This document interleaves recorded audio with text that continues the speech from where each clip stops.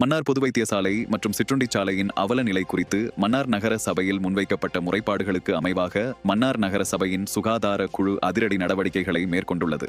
மன்னார் பொது வைத்தியசாலை சூழல் மற்றும் பொது வைத்தியசாலையின் கீழ் குத்தகை அடிப்படையில் இயங்கும் சிற்றுண்டி சாலையில் தொடர்ச்சியாக பல்வேறு சுகாதார குறைபாடுகள் நிலவுவதாக மேற்கொள்ளப்பட்ட முறைப்பாட்டுக்கு அமைய மன்னார் நகரசபை சுகாதார குழு உறுப்பினர்கள் மற்றும் நகரசபை சுகாதார பரிசோதகர் தலைமையில் வைத்தியசாலைக்கு சென்று மேற்கொள்ளப்பட்ட ஆய்வு நடவடிக்கையின் போது பல்வேறு குறைபாடுகள் அடையாளம் காணப்பட்டுள்ளன.